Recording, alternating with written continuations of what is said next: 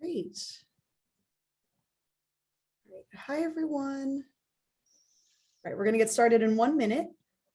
So I will introduce Anthony, and then we're also going to have some time at the end for Q&A.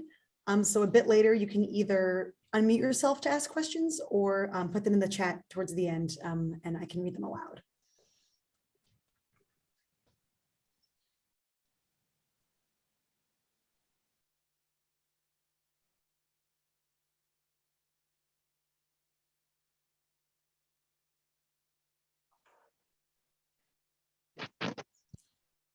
All right, I think we can get started. All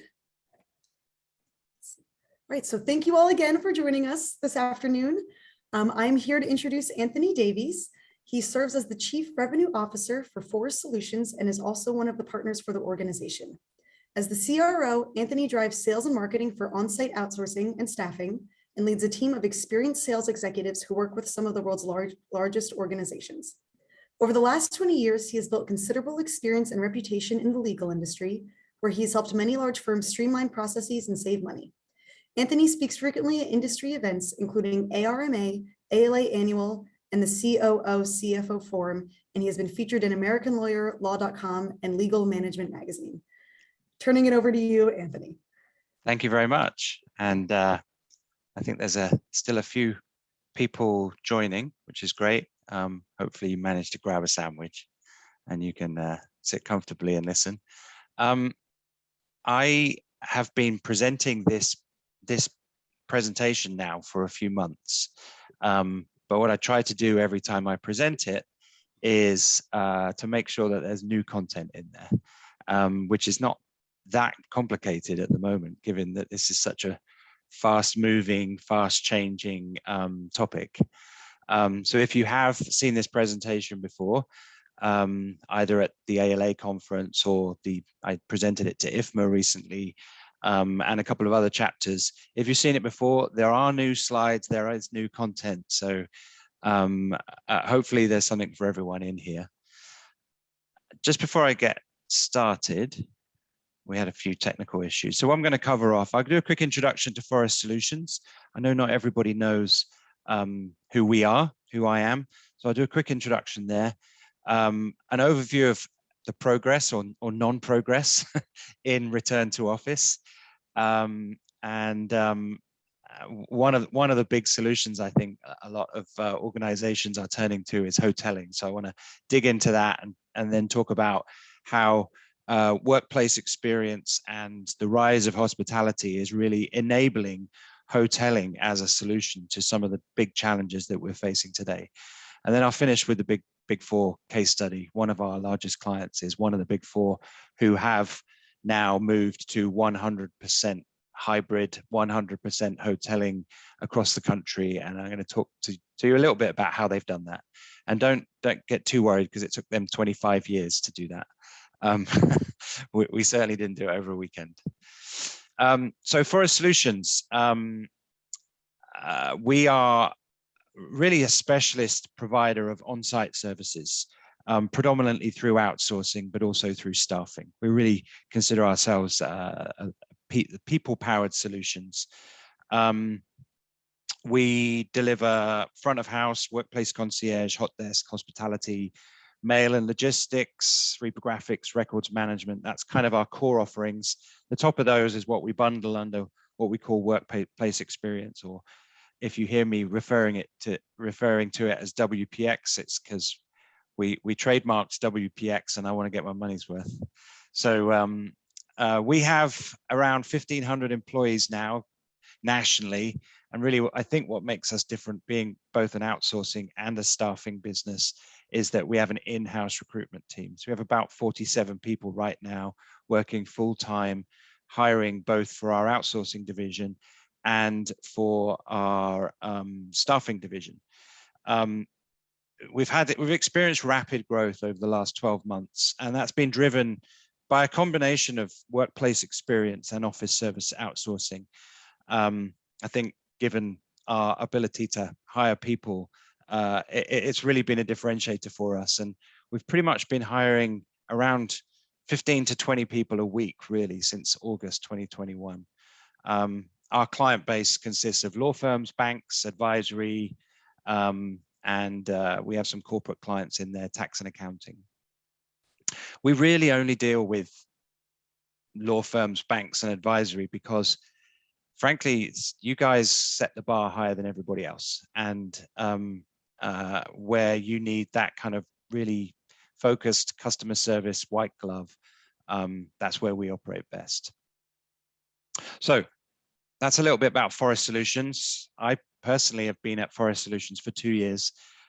Prior to that, 12 years at LexisNexis, and LexisNexis moved me over here from the UK 7 years ago. And before that, I worked for Williams-Lee and Pitney Bowes Management Services. So a whole career spent working with law firms in both outsourcing and in technology. So where are we up to, or where are we not up to in the return to office, or the return to normal? It's interesting because the world is, the US specifically, this refers to, is returning to some kind of normality in most places, except for the office. And this isn't like revolutionary. I'm sure you're not looking at this and saying, wow, I think everybody can see it. Castle Systems, that's the company that do the swipe cards or the entry cards for buildings and offices and other things. If you don't use their website, I highly recommend it as a really good way to check the data around return to normal. I really like this chart because it really does demonstrate that the world is slowly returning to normal, but in every way apart from in the office. Sports games, restaurants, TSA checkpoints. I'm not sure I totally buy that TSA stat. If it comes from data, I don't feel like the airports are quite as busy as they were, but anyway, everything is returning to closer to normal apart from the office. 44% activity compared to pre-COVID. And of course that varies by geography. You'll see at the bottom there in small print, Castle have about they manage entry for about 2,600 buildings in 138 cities.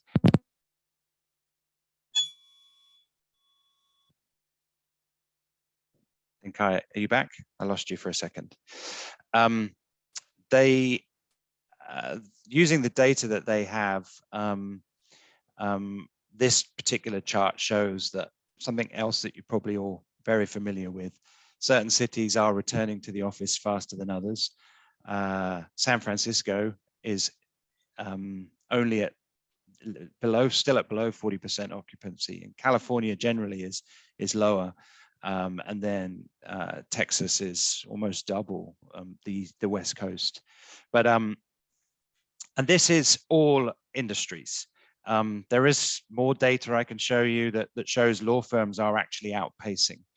And actually outside of the major cities, we're seeing a higher level of return as well. But Castle announced very recently that they believe that 44% is the number. 44% is going to be around the new normal for the foreseeable future. And there's some other data that we can look at. ALM did a survey recently. They surveyed 350, the top 350 AM law firms on return to office. And this pie chart on the left here, apologies if you haven't had your lunch yet, if this makes you feel hungry. You can see from this pie chart, very few firms have mandated a 4 to 5 day return to office. These pink segments here are no requirement and 1 to 2 days requirement. And this orange is the 3 days. I think that's the segment that most people are familiar with. It's the 2 to 3 days a week. That's the policy. But what's really interesting here is that this orange segment here is people want more flexibility than the policies that are currently in place. This is, again, top 350 law firms, survey done by ALM, literally, I think 2 weeks.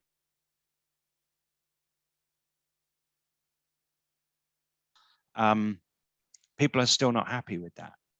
So that also reinforces the stat from Castle that we're probably at the point where the companies are, or law firms are, mandating a return, and the people are pushing back at all levels, and we're reaching that kind of equilibrium, which is probably somewhere around half of what we had before COVID. The problem is, you come back to the office, and for some people, they're still coming back to the office for the first time, and it's half empty. You have this real big expectation that there's going to be a party, but most of the desks are empty, and the real estate and the office environment just hasn't evolved in many cases as fast as it should have done to welcome people back. I see that changing fast now. When I first presented this 6-9 months ago, this message drove home to many people that return to office was not quite the exciting experience that it should have been. So one of the big things I think that most organizations now are dipping their toe into, or going into in a big way, is different ways of using real estate. And the number one way of doing that is through hoteling.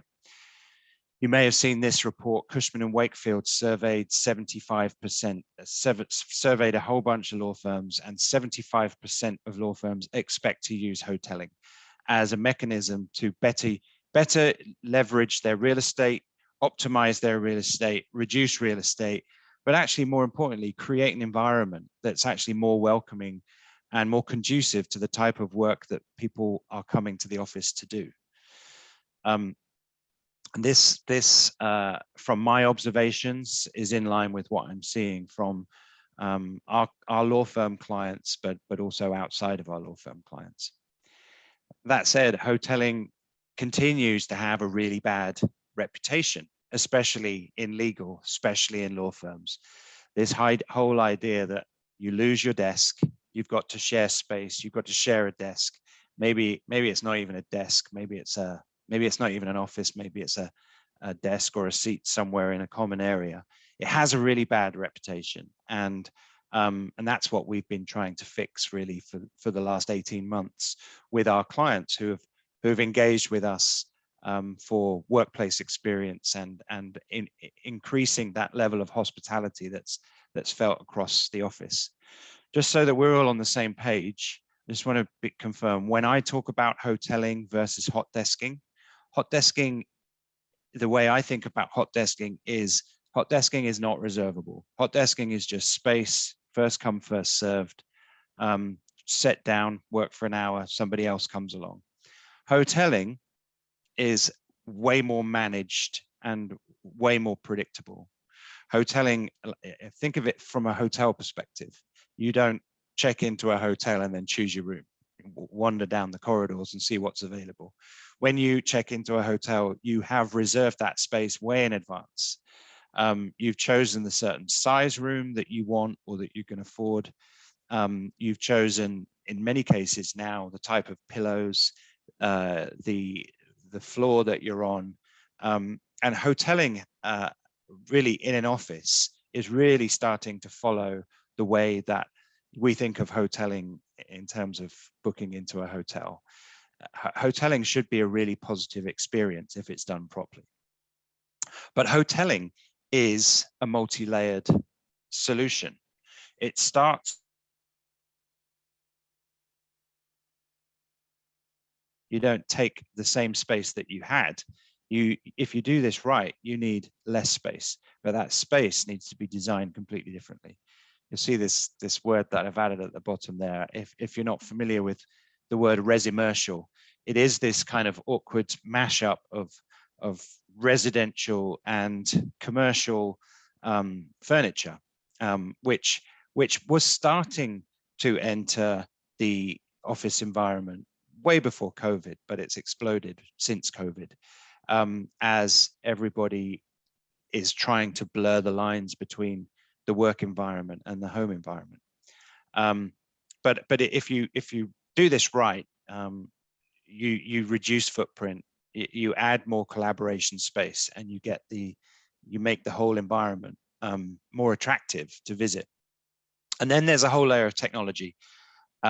Technology is not just about meeting room booking, it's also about desk booking, it's also about catering and facilities, it's also about printing, it's also about entering the office, entering multiple offices. Technology has really been tried and tested over the last 2 years as organizations have focused on more flexible space. But you've got to do those, you've got to get those two things right to make hoteling work. But the final piece you have to get right to make hoteling work is hospitality, creating that hotel-like experience. We call it workplace experience. And this is what we've seen an explosion of in the last 18 months. Admittedly, earlier on in this whole process, it was not really with law firms. It was with our banking and advisory clients. Some of our biggest advisory clients, tax and accounting, started to double down and triple down on all three of these elements, probably sometime in June, July 21, or before that. So well over a year ago, and started recruiting more and more people from this workplace experience background. I'm going to focus on that later. And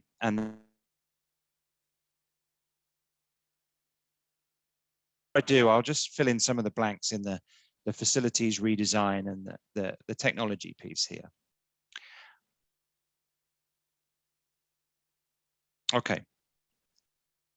So this is some information from a survey that was done by the Instant Group. Anyone who doesn't know the Instant Group, it's really a technology company, but they work in their flexible office space. So they're taking real estate and reletting it, subletting it, and managing that space as well. So they are really at the cutting edge of what a lot of organizations are looking for in terms of the redesign of facilities. So they did a survey last month, and this really is the results from that survey. And interestingly, this modern resimercial layout came top of the list of requirements. If you want me to come back to the office, this office better be a really nice place to work. Equally, organizations that have real estate that is not easily accessible and doesn't have the right transport parking links have really struggled to get people back to the office. I'm personally right now in our Manhattan office, and we are a 3-minute walk from Grand Central. Nobody really wants to walk much further than that when they get off the train. And so you see occupancy levels drop off considerably as you get to more difficult places to get to. The seamless technology again came out top. Everything from booking systems, but also at the bottom right there, I put an image of the brainstorming facilities. What you've got increasingly is people in the office, people working from home, and you need technology that unites them all. Bespoke video conferencing rooms. I put the little graphic here, the Zoom rooms.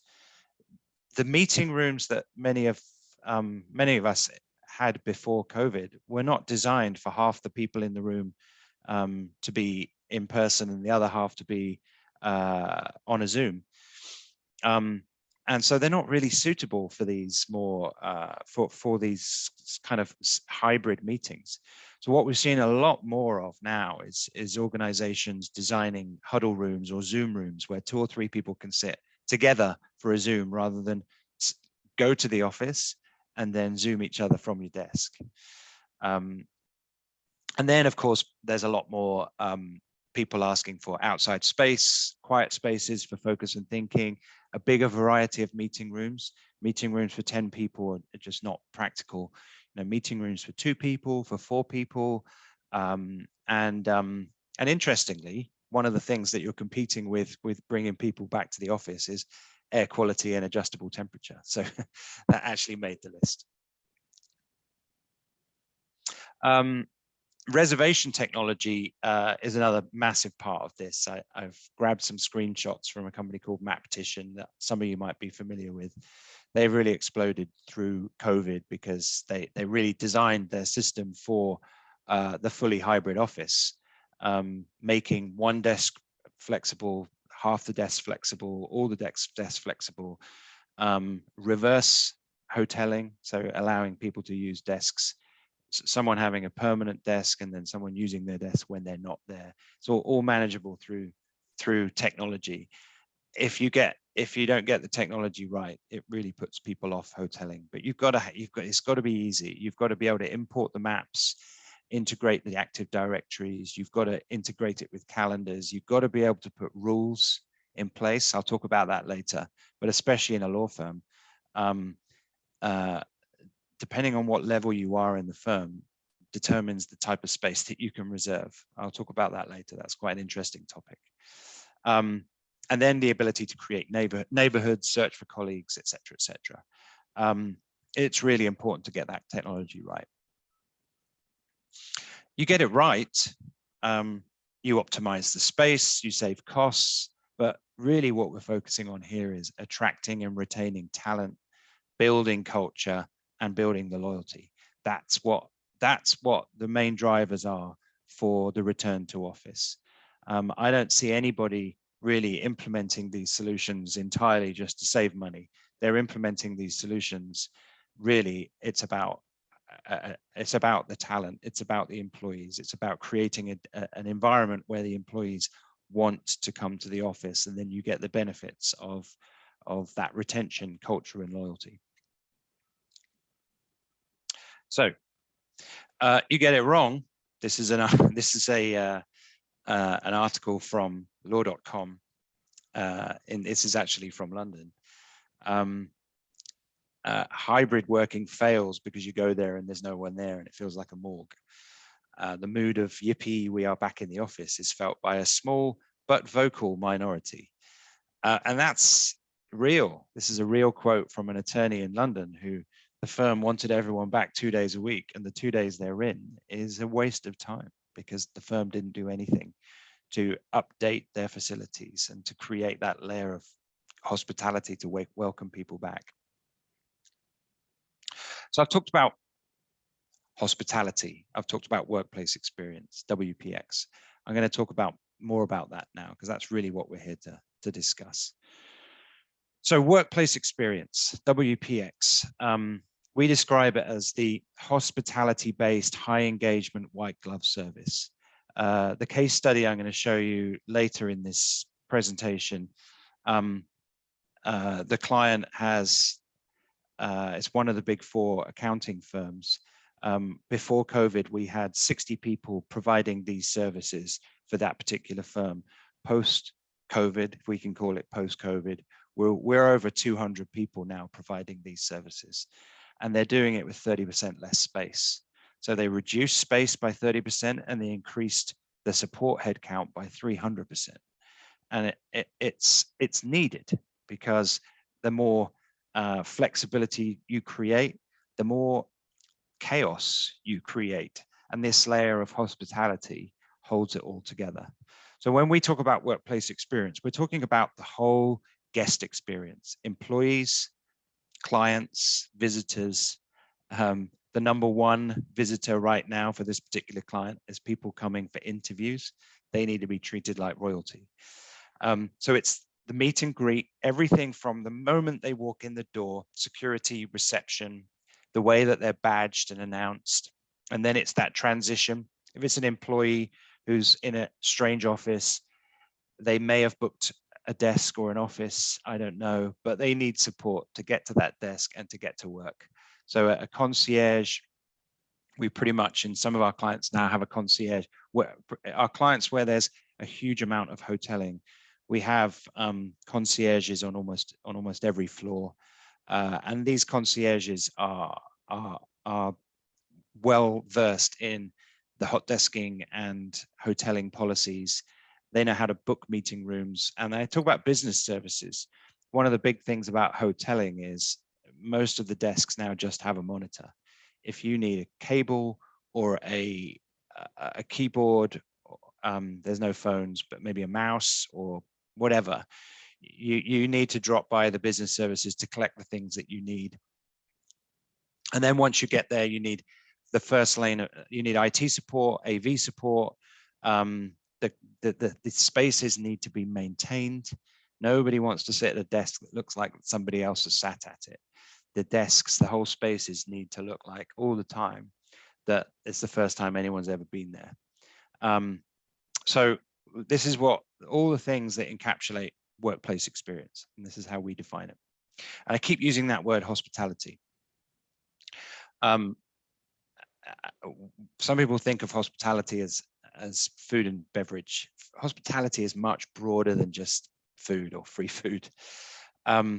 Hospitality, the definition, the friendly and generous reception and entertainment of guests, visitors, or strangers. And so when we talk about the rise of hospitality, we talk about creating a whole experience for visitors to the office environment, and making it memorable. There's 3 steps, we believe, to creating this workplace experience team, whether you decide to do it yourself or whether you decide to go to an outsourcing provider like us to provide it. Regardless, there's 3 steps.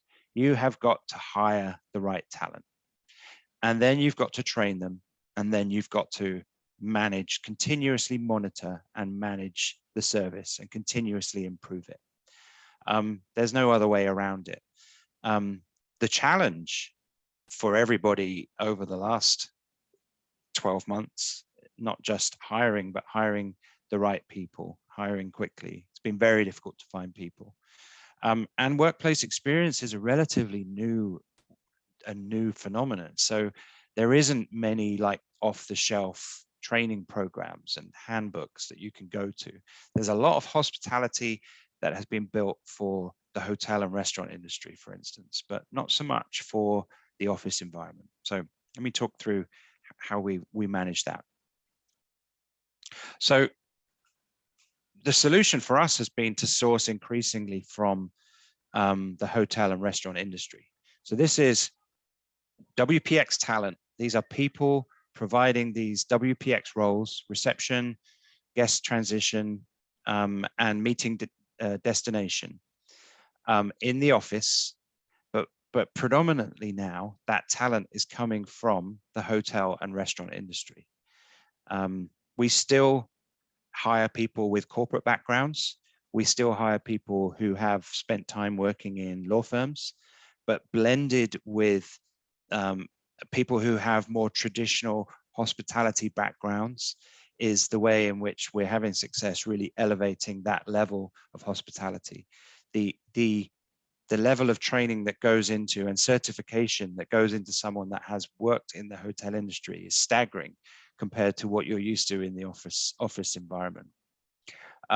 This data, by the way, this is based on, we've hired just over 500 people into the WPX roles across the country since August. So broadly, this is their background. Some people have, hotel and corporate background, but really we're talking about anybody that's had some hotel type industry falls into that blue slice, and anyone with restaurant industries falls into that orange slice. Interestingly, the restaurant industry call it meet, greet and eat. Getting people into a restaurant, you meet them, take them to their table and get them eating. So we think of it in a similar kind of way in terms of the office, meet, greet and seat. If I can, I'm going to play this very short clip that gives you an insight into the workplace experience training that we've developed. I apologize, it's not meant as a big sales pitch, but it is the training program that we use. We've taken the best bits of the Ritz-Carlton, the Marriott, the Peninsula, Cornell. Most of our senior leaders in workplace experience are certified from Cornell University. If I just press play, hopefully you can hear this.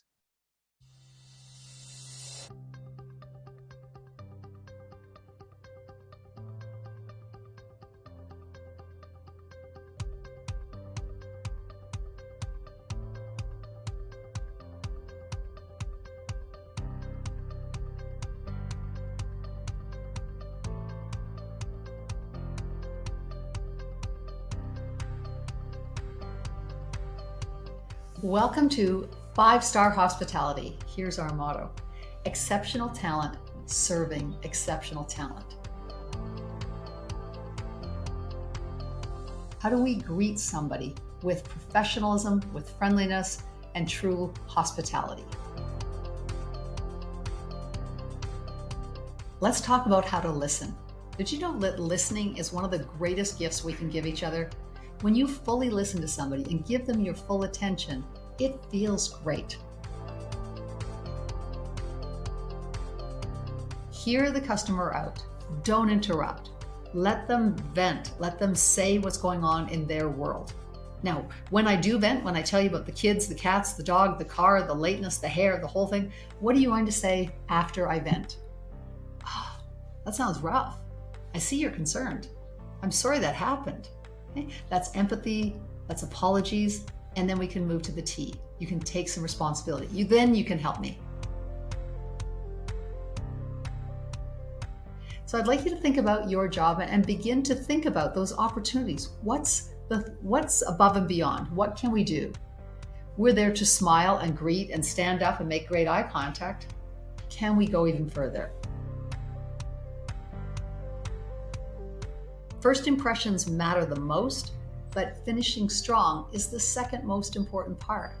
Because if I have a great finish with you, the next time we deal with each other, you're going to say, oh, it's Anne. She took such great care of me.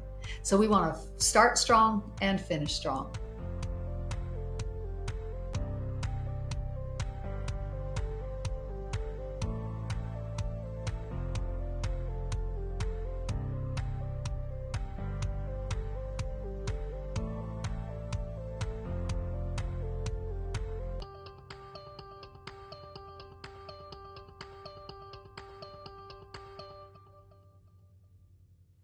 So that gives you some insight into the way in which we train our workplace experience people, and that allows us to create that kind of consistent workplace experience in either across an account or across multiple accounts nationally.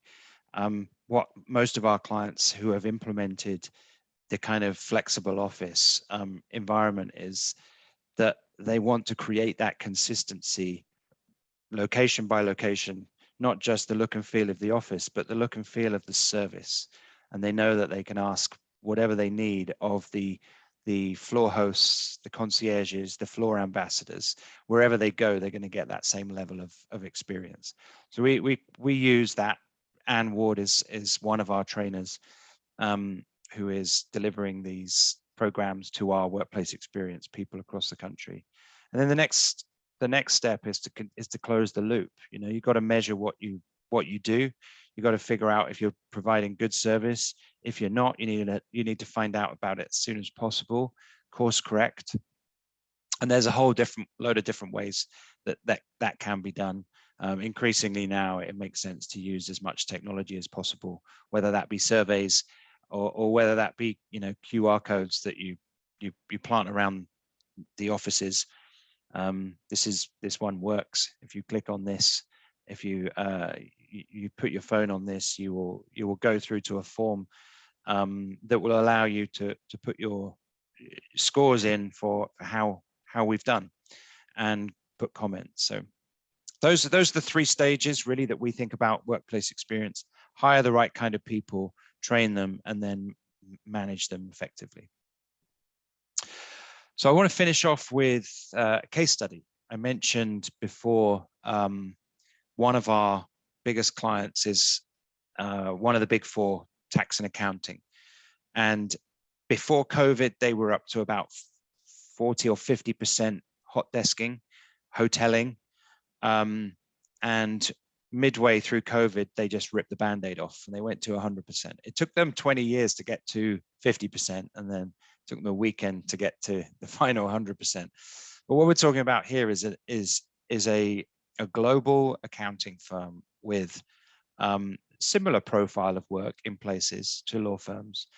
But nobody in this entire organization now has their own desk.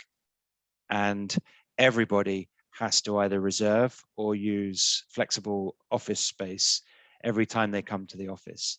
And what we've actually seen, I'll talk about this later, but what we've actually seen with all the things that they've done is better levels of office return than organizations that have mandated office return and still nobody came back.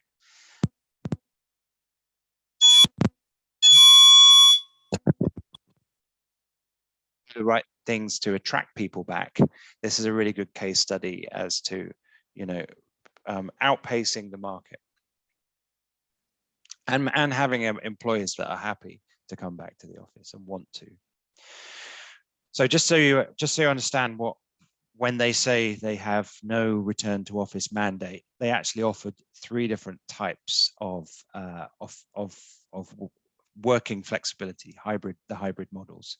So fully remote, if you elect to be fully remote, you lose your badge. If you ever come to the office, you have to sign in as a visitor. You can only attend offices for meetings. You don't ever have to come to the office, but your salary is adjusted by your geography. That has actually been elected by a small percentage, but the majority of people chose the middle option here, which is flexible, retain your access badge, minimum 3 days a month in the office. That is meant to say a month. And if you elect to be flexible, you have a 72-hour window to book your desk or office when you come to the office. And then the final option is what they call full-time office. You still don't get a desk with full-time office, but you are able to book desks 14 days in advance, which pretty much means you can book the same desk or office the whole time, because the flexible people only have a 72-hour window. You have a week and a half more than them to book your spaces. So this is the way that their policy is working, and it is working. First of all, offices. There are 2 different types of offices: partner offices and managing director and director offices.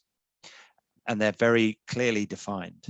And the only way you can book a partner office through the room booking system is if you are a partner. The room booking system is smart enough to tell you exactly what you can and cannot book. If the room is not booked, it will have a big screen outside in bright red saying this room is not booked. And part of our job in running the workplace experience is to help people follow that policy. Not always easy, but our job is, our directive from the client is to gently move people to where they should be or shouldn't be, get rooms booked if they're in a room and haven't booked it, and it's a room they're allowed to book, or return a room to the booking system if it has been booked but not used, which happens very often. So a partner office, 110 square feet, all the details around the windows, external windows, two additional chairs. Remember, there's also meeting rooms that can be booked for bigger meetings than this. Managing directors get an inside office, 2 windows, 2 additional chairs. Managers and below, everybody is in desks, and then there's a whole bunch of free addresses I'll talk about in a minute. But the desks come with a monitor and a chair, and that's it. Anything else you need, the workplace experience team helps you with. In this case, they're called floor hosts, and there's one or two floor hosts on almost every floor in every building. So the whole office has been redesigned. It's all resi-mercial sofas, There's treadmill desks, there's yoga rooms. I mean, it really is a destination. There's also a lot of bribery going along to get people back to the office. Interestingly, this particular organization does not use any free food. Free food is a quick fix. It does not promote longevity in terms of office return, in my experience. The kind of things that this organization is implementing, they're implementing it for good. And it's all the stuff, they did a survey of the employees. What will you miss most about working from home? They didn't ask, what do you want in the office? They asked, what will you miss most about working from home?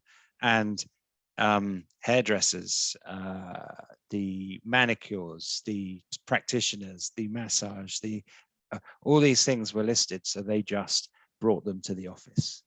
And they're now on a regular cycle, which our workplace experience team manages through the wellness centers that they have through the building. There's no excuse anymore to not come to the office. And then they increasingly just trialing more and more free workstations, whether those be individual chairs or sofas or kind of phone booth type places where you can go to have private calls, or desks with cycle machines underneath. Meeting rooms for 2, meeting rooms for 4, Zoom rooms, chill out rooms. All of these things exist. It's actually very interesting to go and see it, which we'd be more than happy to set up for you. And then finally, the floor hosts. This is where we come in. This is the layer of hospitality. And so I just thought I'd put on here a little snippet of the job description for a floor host. And it starts with planning the support resources on a 72-hour rolling basis. Because we know who's coming to the office, we know exactly how many floors to open, and we know exactly how to staff those floors. Some days are busier than others. Sometimes there's big conferences, but we're ahead of that on a daily basis. So warm welcome to everybody, consistent warm welcome. The reception and the concierge are trained to stand up, make eye contact, welcome, ask if there's anything they can get while they're waiting, and then update them on whoever they're coming to visit on a regular basis, or escort them to whatever through the floor hosts and the concierge, escort them to the workstation that they have reserved if they need it. If there's somebody coming back regularly, then they might have preferences around food and drink and beverages, especially the more senior members of staff. And that's what the team is there to do, to make that experience when they come to the office better than working from home. Nobody's bringing me a coffee in my office at home. And then the workplace experience team now are taking more and more of the burden from the IT department in terms of the first line, tier 1 and tier 2 IT support, providing that IT support that you don't have to wait for an IT person to come for. A, it's quicker. B, it's cheaper. And ultimately what this is about is getting people working as fast as possible, especially if it's a client type meeting, which is on the clock. And then the team actively walk the floors. They have a specific uniform depending on the client. Re-height monitors, coil cables, satellite sanitized desks, and really make the whole place look and feel pristine the whole time. You walk into any of our offices, the meeting room chairs are all adjusted to the same heights, and the whole place looks inviting. And then I mentioned before, returning unused workstations to the reservation system, really making the most of that real estate. There's also a whole piece around the catering and making sure that the amenities are well stocked: pens, paper, whiteboards, markers, etc., etc. And then finally, we have a daily meeting with HR to figure out who's coming in for interviews, because they are actually treated like VIPs. But most importantly, a workplace experience concierge is trained to do what it takes to get to yes. This is the glue that holds the whole hybrid office together. And just to summarize what we ended up doing for how it's turned out for this particular client, we've hired and trained 2 hosts per floor in 19 locations. This is since August. And we have created that very consistent, elevated hotel-like meet and greet experience. By opening and closing floors on certain days, we've enabled 70% desk utilization, which is creating that atmosphere and camaraderie that they're after. And being available for the whole real-time support for reservable desks, offices, and meeting rooms. I think we put about 20% of meeting rooms back into the system on a daily basis because they're booked and not used. And ultimately, we manage around 60,000 of their customer meetings a year. The only reason we're still in there is because we have a customer satisfaction survey that's sent out daily. The SLA is that over 5,000 of those are filled in a year. We have to average a score of over 4.7 out of 5. And so that's workplace experience in action. We've got 10 minutes. I'll be more than happy to take any questions, comments, thoughts.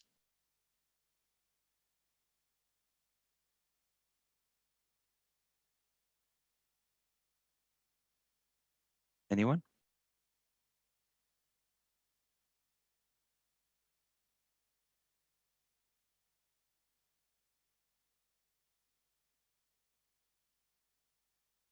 I wanted to say I really enjoyed what you were saying about the hospitality flexibility, let me go back to my notes, the hybrid flexibility policies with like the removal of the access cards. That's a really great idea.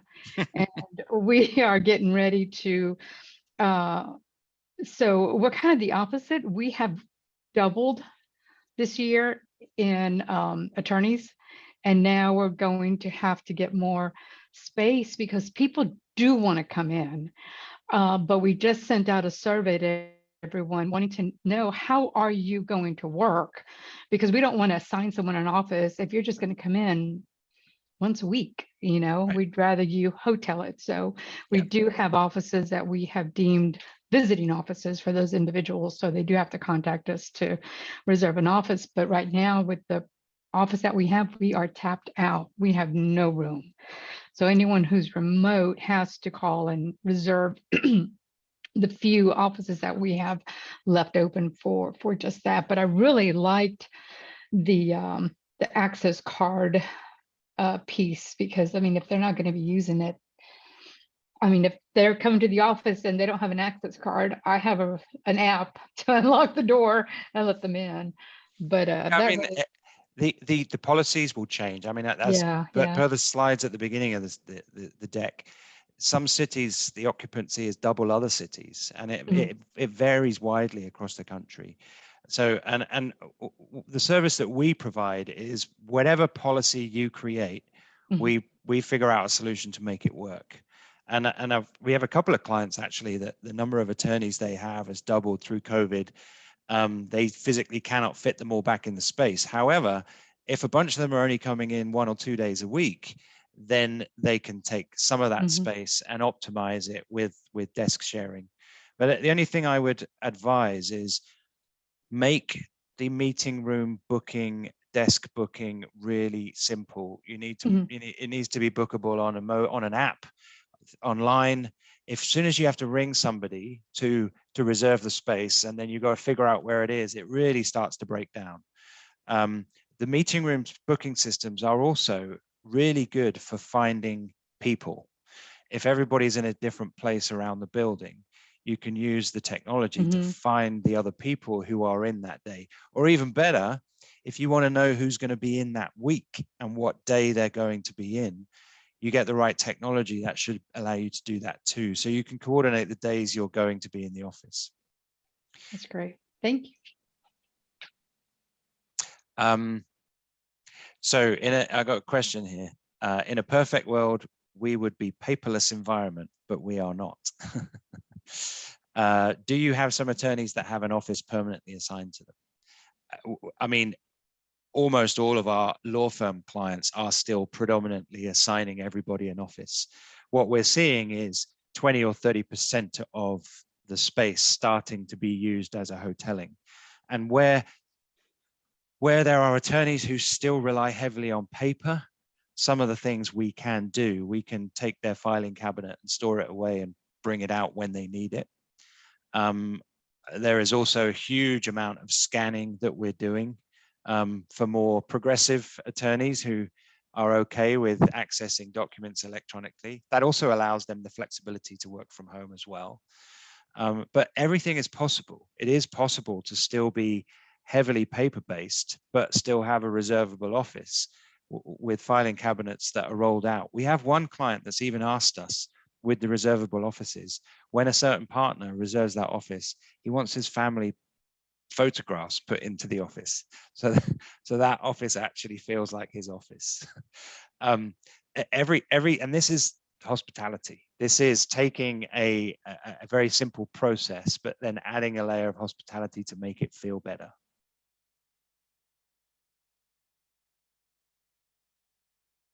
Good questions though. The paper one is always a big one. Digital mail, digital records, and the conversion of paper to digital is a huge part of our business at the moment. We have dozens of people around the country scanning documents in an effort to make the hybrid environment work more effectively.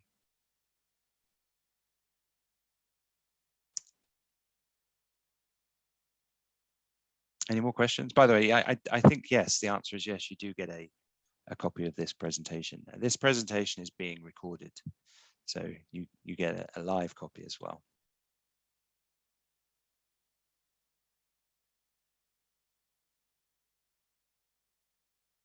Any more? Well, I'll just finish by saying then thank you very much for inviting me.